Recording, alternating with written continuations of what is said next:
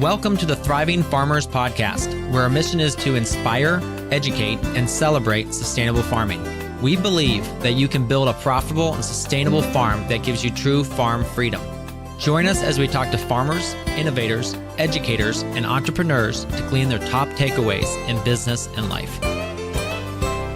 So today's podcast episode is all about food safety and what it means for small farms. And so what we did is we actually brought on 3 guests, and they are all work with the UVM extension to help farmers with food safety. So the first is Chris Callahan. Now, Chris, I've worked with Chris for a number of years on a couple different projects, and he is the Associate Professor of Agriculture Engineering at University of Vermont and focuses on food systems. We also brought on Andy Chamberlain, who is an ag engineer for UVM Extension, and he focuses more on educating farmers on produce safety and post-harvest handling.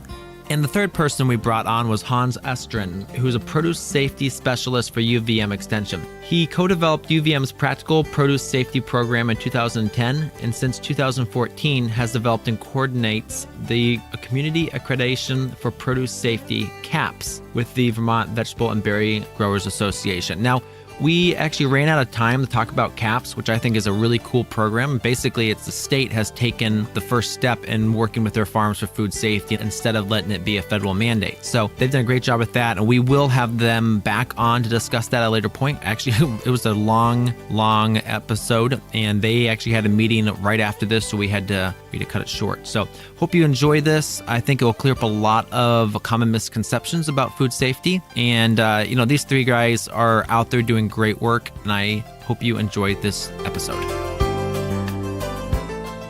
Welcome to the podcast, gentlemen. Why don't you go ahead and give us a 2-sentence background of who you guys are? Hey, Michael, it's Chris Callahan here, University of Vermont Extension, Agricultural Engineering. I'm also director of the Northeast Center to Advance Food Safety, which is a regional training education outreach center intended to support producers and processors in the Northeast region. Hey, I'm Andy Chamberlain with University of Vermont Extension as well. I'm an ag engineering technician who works with Chris Callahan on post-harvest handling and food safety outreach and education. Welcome, Andy. Thanks. My name is Hans Estrin, and I also work with the University of Vermont Extension as a produce safety specialist, and I also coordinate community accreditation for produce safety, the CAPS program, and that's a partnership with the Vermont Vegetable Berry Growers and also Vermont Agency of Ag Food and Markets, and work a lot with on market development as well with farms around the state. Welcome. So what brought you gentlemen into the agricultural space? What excites you every day about your job? I get excited going to work because I get to work with motivated people. Working with farmers is a rather fun demographic, and it's certainly different than a traditional office space because these people are business owners and they need to be motivated in order to succeed in what they're doing. So I really get a lot of joy out of that the farmers are really, really motivated and energetic and take us very seriously. And we joke around and stuff, but you're feeding Vermont. Yeah. Yeah, exactly. The work we do is quite important. Feeding the people with healthy, local, delicious food certainly is an empowering and motivating task. So to that point, what does sustainable agriculture and more specifically a sustainable farm mean to you? Sustainable farming isn't just about the environment. That's a big aspect of it. But I see the sustainable farm that it needs to be a sustainable business and also a sustainable life. If the farmer doesn't have a good work-life balance and they're just running themselves into the ground, the business is going to fail. And then sustainable agriculture doesn't matter anymore because the business is gone and the farm is gone. So I see sustainable agriculture more than just the soil and the air quality, but the quality of life. Absolutely. Chris or Hans? I got into agriculture because I discovered an entrepreneurial bone in my body. I came from a teaching background, high school science teaching. My parents were teachers. My grandparents were teachers. None of us ever had businesses. And I also love to grow food. And I had a real interest in sustainability and community. And all these things kind of came together. And I helped start a business with a farmer up the road, Harlow Farm, that's still going now. And that's what got me into this. And I'm really fascinated, like Andy, with just working with folks that are thinking creatively all the time about how to stay afloat. And then more importantly, just to find the key to all of these disparate things, where if you can create a business that makes money actually developing soil in a local community and pulling people together and keeping money in the community, then all the sustainability stuff, kind of really comes together right there. And that, to me, to have businesses that are successful in building ties between people in a community or different groups of people, that's what makes me want to go to work every day, working with people who are all doing that. That's really good. Yeah. So, based on, you've just heard Hans and Andy describe why they work in the space and what keeps them going. And to me, that's their passion and their dedication is sort of an example of what attracts me about it as well.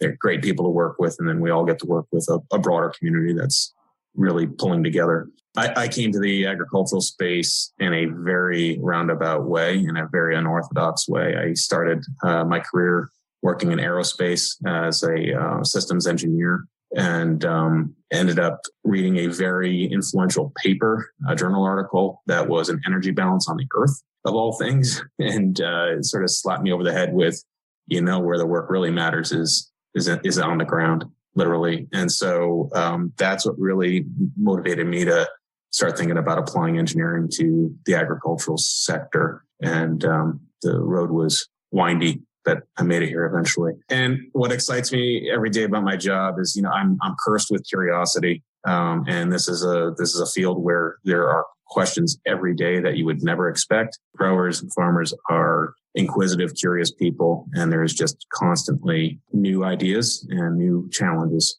And it's a super place to be. Cool. And I think, Chris, your systems thinking really helps keep our team with our eyes on the prize and focused on telling stories of what we've done and describing the impact. And that's really helpful. So taking that aerospace kind of systems thinking, applying it to our team has been real helpful. Yeah. I know actually one of my favorite former CEOs is the guy that was in Boeing for a while. His name was, then he went to run Ford for a number of years, Alan Mulally. And if you ever read his book about when he turned Ford around, just the thinking that went into it. So I think people that come from the aerospace is a special breed. So I know working with Chris, you and I have worked on a few projects, and it's just been a pleasure how your mind thinks and just how the stuff. Yeah. So anyway, that's cool. Right, let's talk about somebody else. I think we're just saying, Chris, we appreciate you. Thanks. So we know that farmers are an educated and innovative bunch. Tell us about the most influential lesson or idea that you've learned from farmers and how it has helped you in your work. I want to hear from Hans on this first. Well, let's see, influential idea or thing. I can't, it depends on the farmer. I guess what has been so influential is the alignment of the strong personalities with action and intention. So, for example, I think of Paul Harlow, who has been a leader in the organic movement and created one of the bigger farms in the state. And, I'd sit down and talk to him, and, he'd just sit there and listen for a while, kind of with his head nodding up and down. I'm like, Paul, so how about we go, throw a bunch of your stuff and other farms and deliver to schools and hospitals in the area or whatever. He's going to think about it for a while. And then he's like, okay.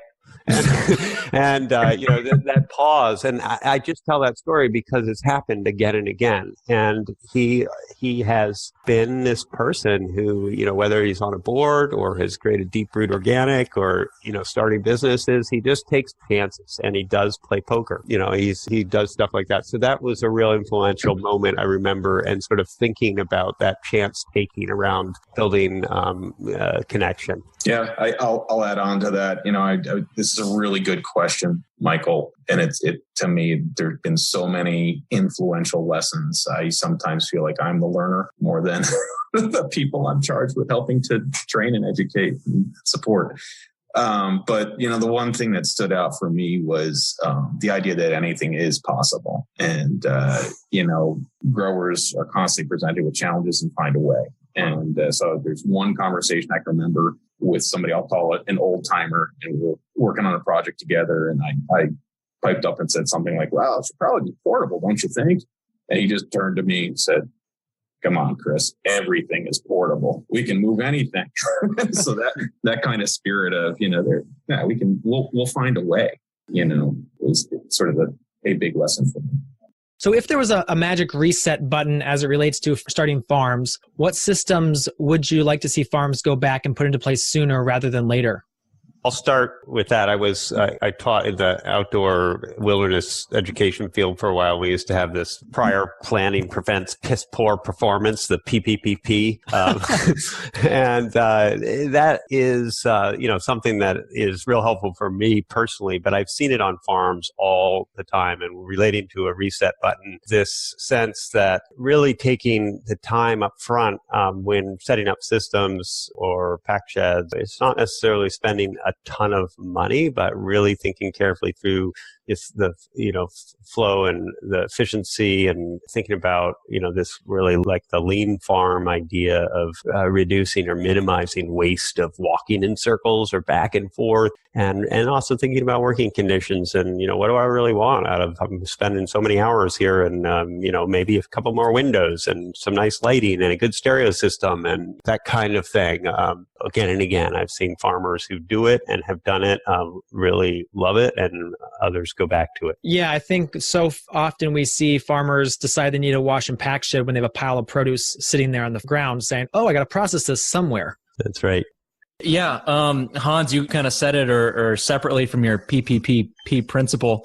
A teacher once told me, "Well planned is half done," and that was always his motto to go by. And I've found that certainly has come true in the ag space, and farmers have been quite satisfied when they'd put in a lot of planning up front. So it's certainly fun to help farmers plan out their new wash pack space, so they're not just out there standing next to their stack of produce wondering what to do with it now. But it's interesting. What's interesting too is that the opposite is also true, that success really relies, I think, on that planning, but also on that, all of the farmers that are really innovative and successful are all very flexible and can be nimble and respond in the moment and be like, "Oh, I didn't plan that." And, let's throw this over here. And why don't we pull some coaster wheels off that refrigerator in the back shed and do this kind of in the moment stuff as well. So, it's funny that we both say that and also know that successful farmers really have to hold a lot of different skills. And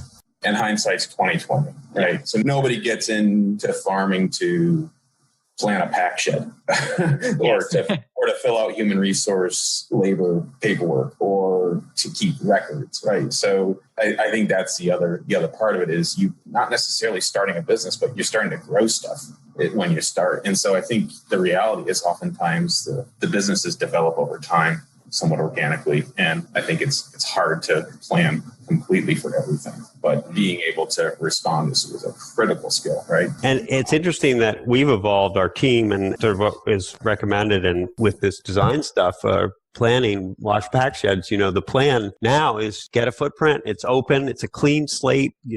You've got potentially water overhead, but why don't you wait on that until you figure out how you use it, put some things on wheels, push them around, get set up so that you can actually move into that clean slate and know that, you can plan up to a certain extent, but you got to plan for flexibility and plan for growth. So you think a door should be 3.5 feet wide because you measured all your stuff. Well, add at least 20% to that. Why? Because you're not paying attention, you're making curves, you're hitting things, you got to plan for that and plan, in redundant ways. Like, I'm going to do this, but I'll also be doing this. So I'm going to put this same thing in two places, or, that kind of thing. I think the one, reset button, to use your term, Michael, it sort of pops up for me is, having some sense of where you want to be. Someone recently said to me, at some point you got to decide whether you're a fork truck farm or a hand carry farm. Yeah. And so having some sense of, why am I in this and what does ultimate success look like? And that I think can outline, okay, so that means I need human resource systems in place. I need to know how I'm going to manage people. I need to know what records are going to be important to keep and what things to pay attention to, or, what sort of series of number 2 people am I going to need? Am I going to grow to a point where I need a post-harvest manager and separately a field manager? Those sorts of decisions about just thinking ahead. Broad planning, not locked down planning at a super high level of detail, but just where am I headed? And that is often based in personality too, which is really interesting to me. I think you hit the nail on the head, Chris. And then I guess I'll shy away from names here, but, two examples. One farmer who we all may know, she's really successful, it's a great farm. I just want to be out with my crew every day. That's what I want to do. So therefore, X, Y, and Z, put that together. This is the size farm. Another farm we've been working with is like, I hate people. I don't want any employees. I don't want to work with people. And, customers too, while you're at it. Okay? Yeah. You know what? I'm just going to have a fork, pallet stuff and do wholesale, keep it really simple, few crops, and I don't want any employees. So, and just knowing themselves and setting up for that, thinking ahead. No, I think that's a really, really key point that you guys brought up there. Because, knowing what success looks like in your book is the key for every system that you set up on your farm. So let's move into food safety. The FSMA was enacted a couple of years ago, and it's still in the process of being implemented. Where exactly are we in that process right now? The rubber is hitting the road. That's my encapsulation. Next question. No. The Food Safety Modernization Act is final. And then there are several rules that the FDA has been authorized to develop by that act. And so the two main rules that we tend to deal with are the Preventive Controls for Human Foods rule, which deals with processing food, so changing its form. So We're not talking about raw agricultural commodities or what we would call produce. That is covered by the Produce Safety rule. And that rule has also been finalized. So those two rules have been finalized, and they tend to influence a lot of our work. Primarily the produce safety rule. And so we say the rule is final, and it is, but there's still a lot of details being worked out. And a lot of that is really where three of us and the rest of the world are focusing our work. It's understanding what the language actually means in the rule, and then also trying to develop resources and not capital G, but lower G guidance to help growers understand what that actually looks like in practice. So that, in a nutshell, is where the rule's at. So I know that they've finalized the water and compost regulations. So they exist in a final form. However, the water regulation in particular is under review. In particular, the appropriate test methods for demonstrating compliance with that rule. Hans or Andy, you guys want to add anything? Just that it's a 10-year research process. And I know that they're uncovering, it's just like compost is not only more complicated than we think, it's more complicated than we can think. And there's a lot of different variables that have to do with climate and regions. And so there's trying to gather some hard science around pathogens and compost systems. And it's long time coming to get that support. It may end up looking like the resolution might be a little higher depending on the environment and type of system. We don't really know what's going to come out. What I mean by two rubber hitting the road is that the Agency of Ag, Food and Markets is actually, for the first time, going to be inspecting all of these covered farms next year covered by this produce rule. And so all these farms that know they're covered have been visited already, and they are right now working to develop some additional record keeping logs and get those systems in place so that they're ready when the regulator, the state, shows up on their doorstep.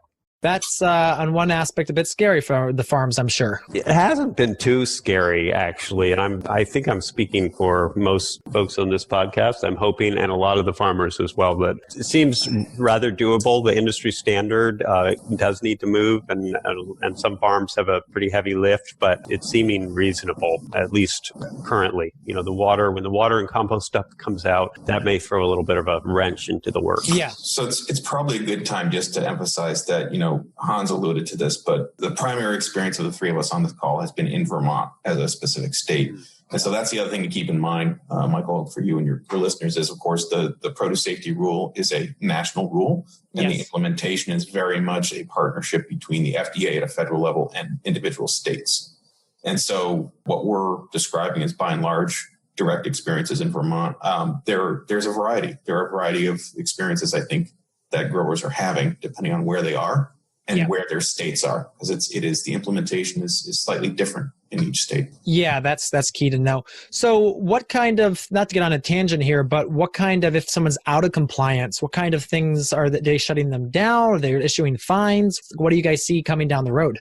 Fines and shutdowns would be, well, I should say, last case, sort of go to only in a more urgent situation when, the idea with the FDA in general, but the state is to educate while you regulate. Yep. This isn't a scored audit that you pass or fail. There'll be comments of where things are not meeting the standard. And if a farm says, yeah, I'd love to, okay, what should I do? And, how about if I do this instead? And regulators, so there's a back and forth, and extension would come in and help the farm come up with some other ideas or implementation strategies. And they come back in a few weeks or a month or next season, depending on what it is. The stuff's written up, and that's more or less what it's going to probably look like almost all the time. And only a shutdown could occur if there was some really, walk onto a farm, there's dead cows floating in all those tanks where the lettuce is being washed, or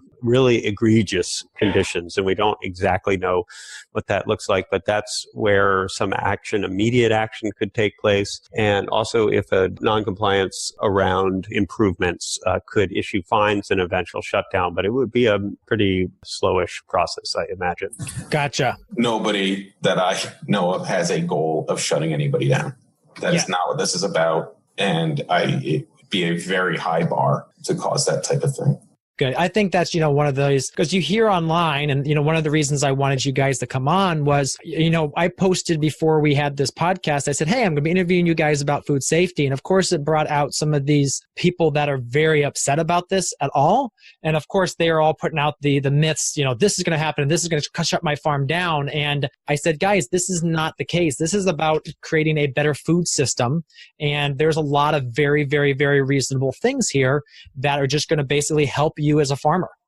Yep. One outcome I just want to add to this too, which is now with the produce safety rule and FDA kind of involved on farms, if there is a food outbreak, and this has been the case in the past, but say a farm in Vermont was implicated in some food safety outbreak, that could also cause a fairly dramatic response of either big recall or a shutting of the farm down, maybe temporarily anyway. Gotcha. Just till things are figured out. Yeah. It hasn't happened.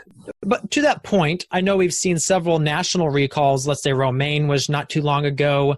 I know we've spent a lot of time lately talking about food safety. Why are these outbreaks still happening? Well, I will say that they're happening a lot less. There are under 3,000 food safety related deaths each year, and only a small percentage of those are from produce farms. And we're not talking on farms about eliminating risk and making no one ever get sick from anything. We have hundreds of millions of people eating food grown on millions of acres and from many, many farms. And we have microbes all over the place. And we have millions of people that are immunocompromised. And basically what is going to happen is that once in a while, something's going to happen. And there's not a lot we can do about it. What we can do is manage and reduce the risk. And I think that is happening. So it was, just a few years ago, it was, 5,000, or back in the early 2000s, 5,000 deaths a year, and you're at 3,000 in the other, latest one. So food is getting safer, I believe, but there also are variables that are hard to control. And the media loves a good story. So anytime there is one, they are going to report it to the maximum.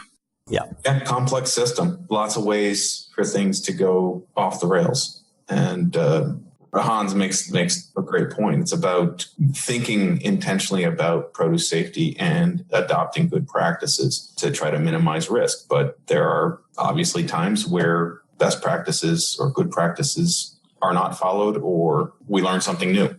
So it's a constant improvement process for sure. Can you explain a little bit more about the Tester-Hagen Amendment? Because I know that's something that has a lot of growers confused, is if, do they have to comply to the food safety? Are they exempt? What does exempt look like? So I can take a stab at that, and I welcome Andy and Hans jumping in to correct me or clarify anything. So I think about it in terms of determining qualified exemption. So there's either, you're fully exempt, or you're qualified, or you have a qualified exemption, or you are fully covered. It's the sort of three categories I break it down into. And I'll take a minute, and Michael, hopefully you can include a link in the show notes, but there is a relatively easy to understand decision tree or flow chart from the FDA to help walk through that. It's the complete exemption is based on whether or not you grow produce. So if you're growing produce, then there's some form of coverage. And then it's based on if you grow less than 25,000. Your sales are less than 25,000. So if you're under that, then that's exempt. The middle ground is a little bit more difficult, but it comes down to the level of food sales. Let's be clear, not just produce, but all food sales. So if you are selling even livestock or meat or canned products, that counts in this revenue. If you're selling, based on the level of food sales and then the type of customer that produce alone gets sold to. So there are certain consumers, if you're selling directly to a consumer as opposed to a wholesale market, then it's considered a lower exposure. And so there's those two factors that come into play, and those are what arrive or allow you to be qualified exempt. That's a pretty good outline there, Chris. I will only add that the majority of more serious Vermont growers that are selling, and making a living doing it are qualified exempt. Yeah. And so just to put it into real specific context, the criteria are, I'll use the exact wording here, average annual monetary value of food sold during the last 3 years is less than 500,000, and average annual monetary value of food sold to qualified end users. So this is what we talked about. The qualified end users have a couple of definitions, exceeds the value of the total food sold. Again, it's a lot easier to understand looking at this flow chart than in speaking about it. But there's a little irony in this too, because this qualified exempt, you might think, great, I'm not covered by the rule. Well, unfortunately, that may be true, but what's happening, of course, is that the market expectation and all the buyers, all the markets that many of these people sell into actually have expectations, at least, or requirements that there's food safety standards, a plan, liability insurance, maybe a certificate of some kind. So these growers are actually in an awkward spot where they really actually need some market verification, either a certificate or some verification that they're doing the best practices that will allow them to sell and keep these markets. So FSMA is in some ways pushing that and the problem that they're not covered. And the other point is, if you're determined to be qualified exempt, it does not mean you are not covered. It just means you are exempt from the majority of the provisions. You are still required to keep records to continue to justify that exemption. And if there were ever an issue and your farm is looked into, you would be expected to be following these best practices. Yeah. So can you talk a little bit about GAP versus FSMA? Because I think there is also some confusion in what those two terms mean. Yeah, I'll just say real briefly, GAP, Good Agricultural Practices, is a name that was taken by the USDA to describe these best practices to reduce risk. And USDA GAP is a certificate program. It's voluntary, and there is a third-party audit, and you have to score over 80% on a bunch of different things, and you get a certificate. Then FSMA, PSR, the Produce Safety Rule, is not a certificate program. It's an inspection. It's the law. It's like you're on the road and you've got to follow the speed limit. So that's a good analogy. You've got to make sure you use your blinker and do all those things. And if you get caught doing the wrong thing, you're kind of in trouble. But the inspections are not scored. You have to comply with the law, and you need, with good intention, to be working to comply if you're not in compliance. So a very different kind of feeling and approach. But yes, lots of confusion, partly because when we talk about practices that help demonstrate or achieve compliance with the FSMA Produce Safety Rule, we sometimes refer to them as lowercase g, lowercase a, lowercase p, good agricultural practices, which often gets confused with capital GAPS, a certification program. So we could probably do a better job cleaning up that terminology. So, kind of how I think of it is, FSMA is more the government, as you said, the law, but GAP is more of a voluntary if you want to sell into some of these additional places that require some sort of certification. Yeah, I think one analogy might be, the state requires you to have a driver's license, have your vehicle registered, and have insurance. That's FSMA Produce Safety Rule. Yep. You are going to be assessed or inspected against that at some point. You can then go to your insurance company or some other third party and say, I would like to take a defensive driving course to lower my insurance rate. And so that's a voluntary program, or your employer might require you to do that. So that's a case of like the market is requiring the GAPS certificate. No, I think that's a great way of putting it. So let's move on. What are some of the biggest myths? And I think we've already covered some of this a bit, but that are propagated by small farms around FSMA and just the general idea of food safety. Like you said, we already kind of talked about the fear that the government's going to come in and shut down the farm and nitpick things that growers might not be aware of. And I think that's a common fear or misconception, just the fear of the unknown, and they don't know what's going to happen. But that muddy water can be cleared up pretty easily by attending a PSA training. I have a good feeling that those who are nervous about this or not sure what to expect haven't been through a PSA training, because the Produce Safety Alliance, yes, there's a lot to it, and it's a full day or even 2 days. But I think once you go through it, you really understand that it's a lot of common sense practices, much of it that you're already doing. And it's just thinking about your process and how you keep things clean and organized, I think takes a lot of fear out for the farmers. And then to realize that, especially for the first couple years as this program gets rolled out, that a lot of states, New York State Produce Safety Program came up with the slogan, educate before and while we regulate. And I know Vermont and many others are taking the same approach, that, when inspectors are coming on the farm, they're there, they're learning themselves, they're there to teach you. They're probably going to point out some things that could be improved upon, but they're not going to come in and say, we're closing you down, and, unless there's something extremely egregious like Hans was talking about. But they're going to work with you to find a solution to that and to improve the situation. They're not just going to come lock you up. I have 3 quick myths that are very common, I've heard, and they are, number one, I guess I'm going to have to shoot my dog. That's one.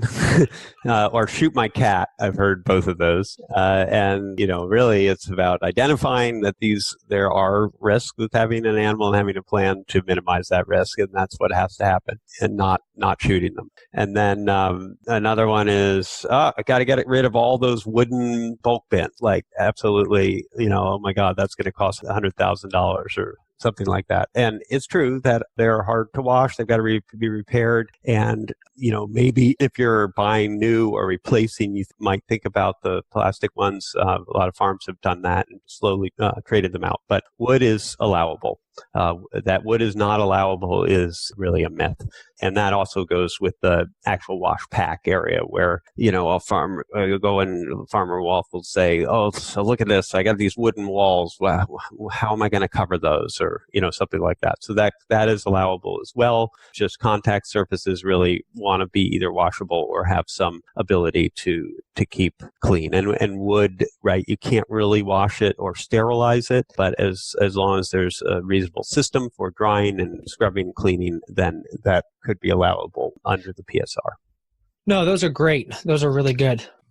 Yeah, I would say just generally the level of specificity of what's ruled in and what's ruled out is, sometimes I'm really amazed at what I'm hearing. And Hans and Andy gave good examples of specific things that either I'm going to have to do X, Y, and Z, or I can no longer do A, B, and C. The reality is, and Andy alluded to it, even at the federal level, very early on, the strategy for this was education before and while regulation, or educate before and while regulating. And so that really, I have to say, I keep a pretty broad national view on what's happening, and I do believe that is being practiced in a very genuine sense. And so the level of specificity is following that. As we learn more and as everybody learns more, we can develop more specificity. But right now, it really is pretty broad level guidance. Yeah, just the other day, someone was saying, I'm going to shoot all the deer on my property. And I was like, yeah, no, not really. If you want to, right? But yeah, the whole thing was, the animal intrusion, that was their idea, so. So where do you see small farms failing in food safety, and what's the easiest way for them to kind of up their game, comply? I'll start. I just got done last week with a series of meetings that involved reviewing a lot of early evaluation results from PSA trainings, Produce Safety Alliance trainings, from on-farm readiness reviews. So these are, on-farm readiness reviews, or OFRRs, are this pre-inspection educational group visit to a farm to actually walk through and take a look at the readiness of the farm relative to an inspection down the road. So the things that jumped out at me really focused on just plain record keeping. So I think a lot of farms that have been through PSA training and have been through an OFRR, for example, are using good practices. They're just not always documenting that they are. And so a good example is, we do worker training that involves educating them about produce safety practices on the farm. We just never kept a roster. We didn't know what day we did it, or, it's done when they come on board. And so we don't keep a list. So there's things like that. I don't know, Hans and Amy, but that's my sense, is a lot of it, by and large, has just been documentation of things that are already happening. I think the only thing I'm going to add is that really this is not hitting people by surprise.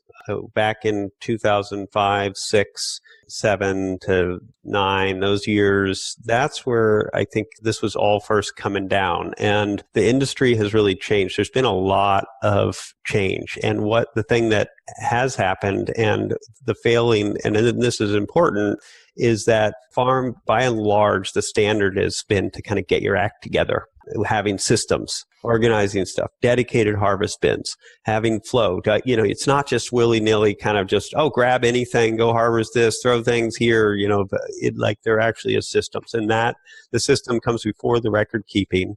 And those systems, by and large, have been developed. There maybe are still a few farms that don't have them, but it's an easier leap than one might think. When it's really just like the systems are in place, but I got to add and do this record keeping, and isn't that a pain in the butt? But then maybe it will help actually get your system, hone your system, and make it a little tighter, because you have to think about, what things am I actually going to do? And then once you have these records and these logs, you can hand them to an employee and say, I want you to be kind of a manager of this section. And that can do a powerful thing to an employee, a base employee. And so that can help actually make life easier for the farm owner. So there's some good things that come out of this. And the failing, there is an opportunity for positive change. And there aren't a lot of failings where there's really risk at stake and the farms are really doing a crappy job. And it's a dangerous situation, if you will, from a food safety perspective. Andy, anything? Yeah, I think not just my opinion, but probably Chris and Hans is slightly biased as well, because we work with the farmers that come to us asking for help and asking for assistance in their planning and thinking about food safety.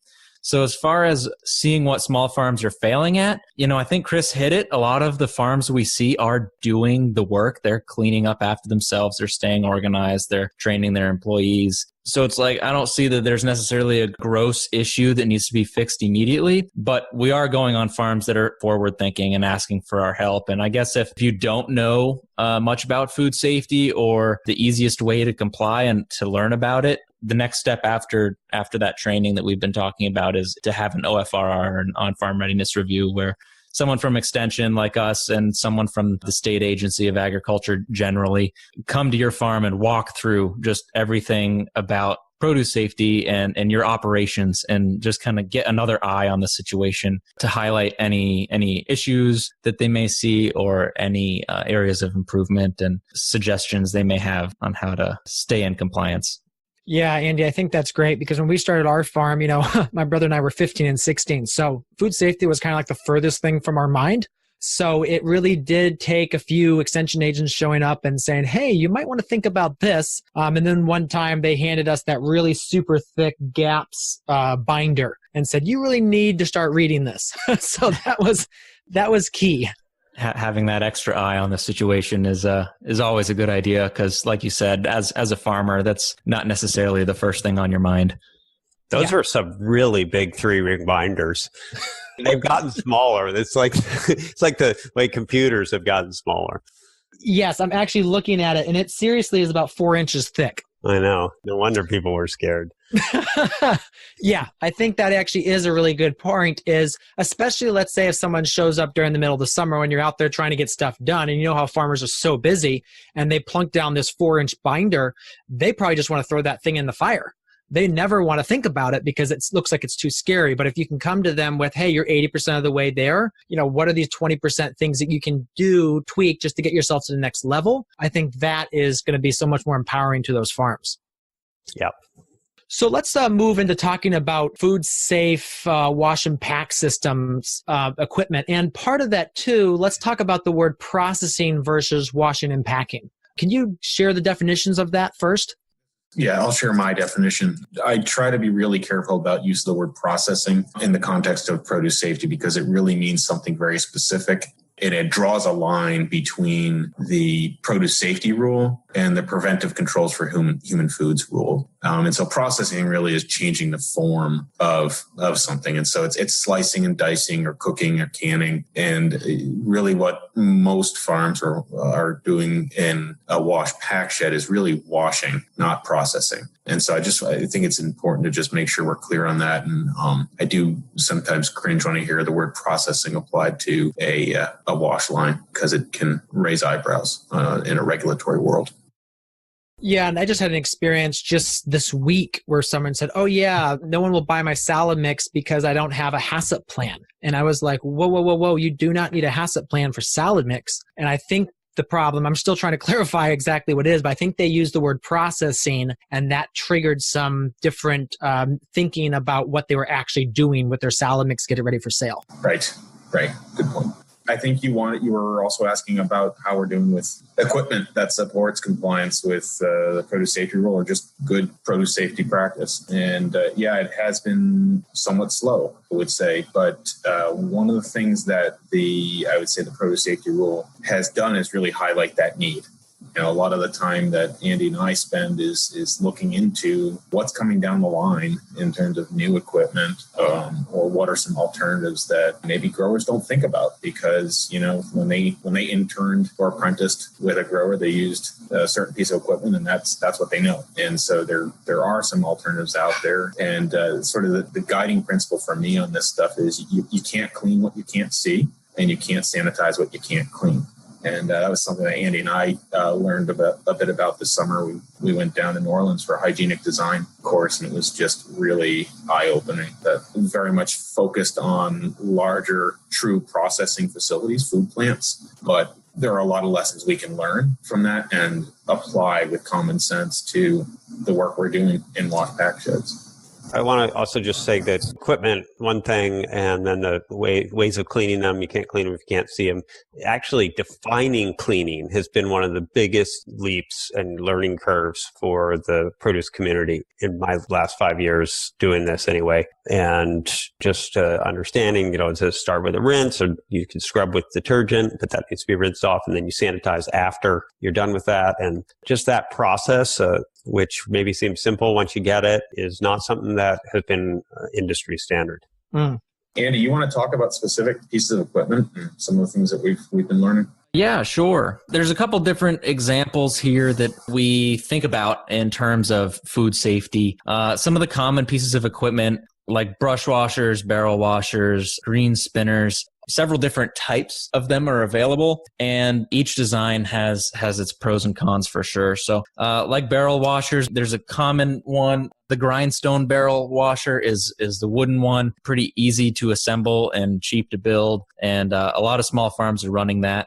But it poses some challenges to be cleaned, being wood, and it works great, and it's cheap to build. But one of the things to keep in mind with that is just clean it the best you can and let it dry in between uses.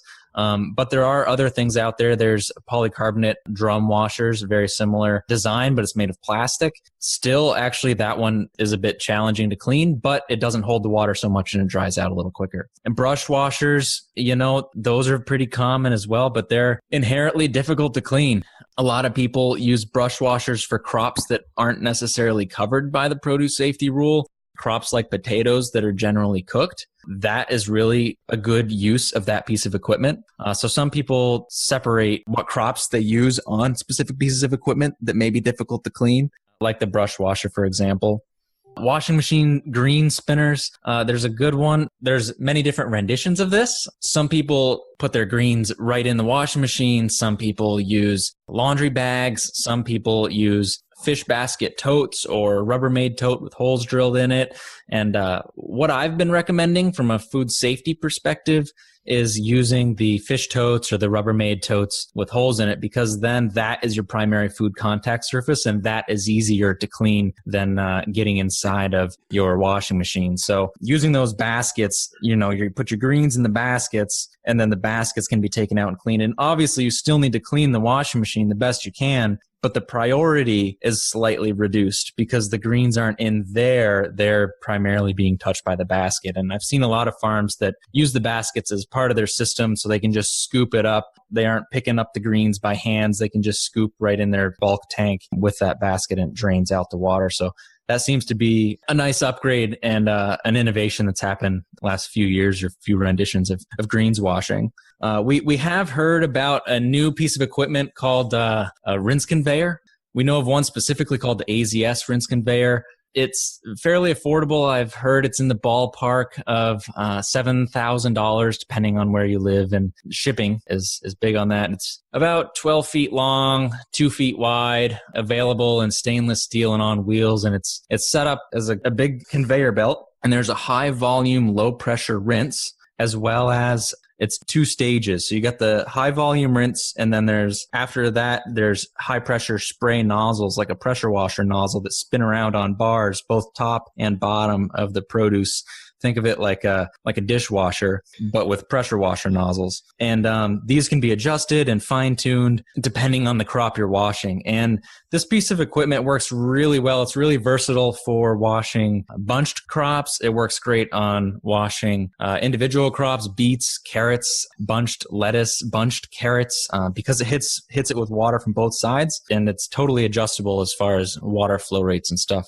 It seems to be a winner for the farms that have it. The farms that have it do say that it's a little bit tricky to set up, and it's a little bit tricky to kind of dial in what settings work best for what crops. If you have the high pressure too high, you can be starting to take the skin off your carrots and actually do damage. And so you want to dial that in so you're not just pulverizing things, but effectively cleaning it. So that's a piece of equipment that we learned about. We've got a whole video series on this, as well as a fact sheet and several blog posts on our blog. You can get there from go.uvm.edu/rinse conveyor, RINSECONVEYOR.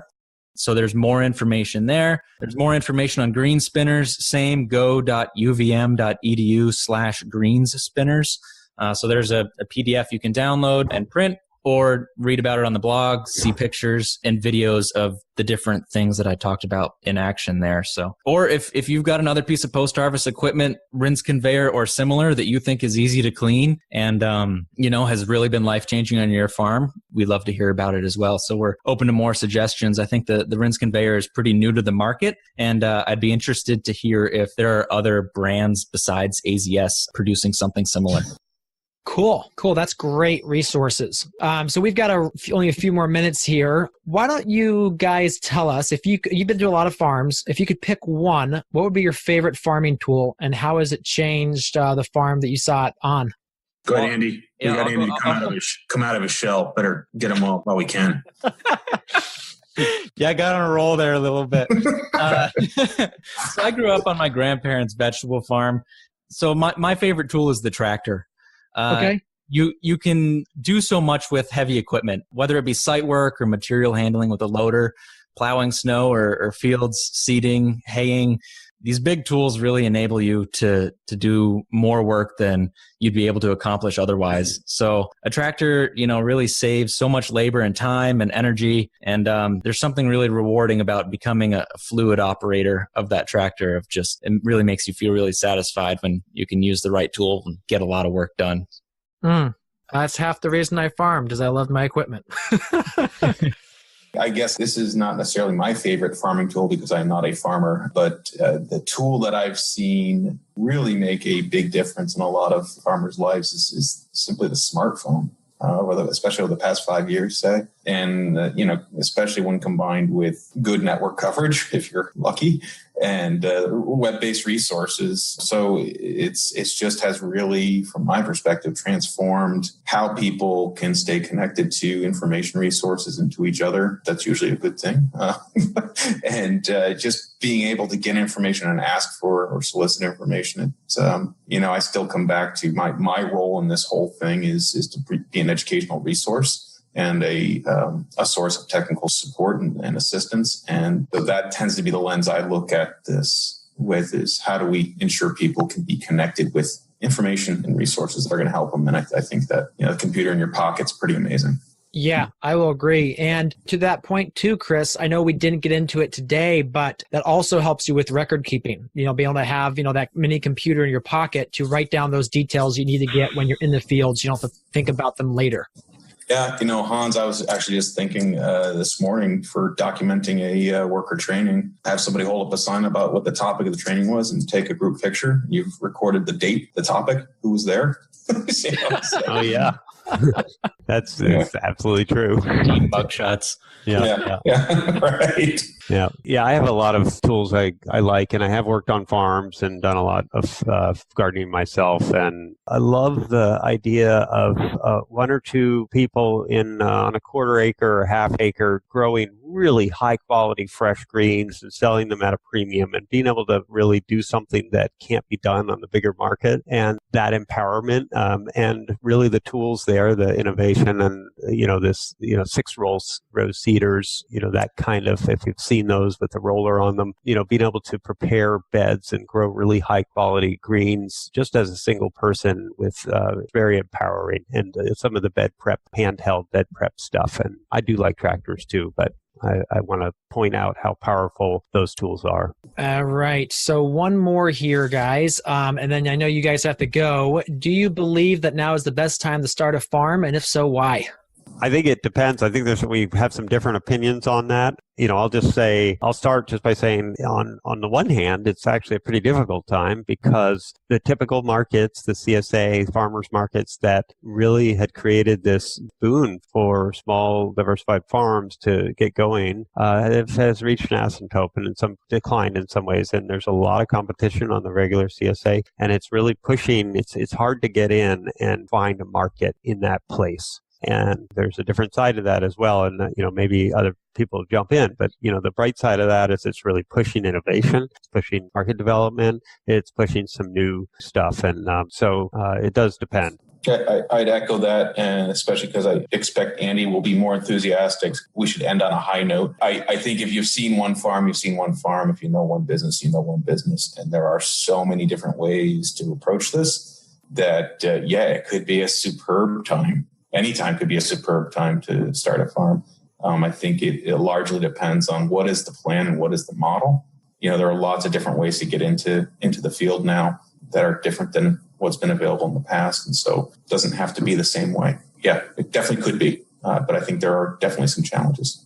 Chris and Hans are, we'll say, a bit older than I, so our demographics are slightly different, but we agree on most things, but our viewpoints do differ at times. So I say absolutely now is the best time to start a farm, as long as that's where your passion really lies. Going forward, the demand for food and farmers is only going to increase. But that being said, the job requirements are steep, and it takes a person who has many more skills or the ability and drive to learn the skills past the romanticized view of farming that's scrolling in front of your eyes in order to be a farmer. You need to be self-motivated, entrepreneurial, physically and emotionally strong, a good communicator, a creative thinker. The list goes on when you think about all the hats you have to wear. And to quote Darby Simpson, it takes a lot of personal grit to run a farm.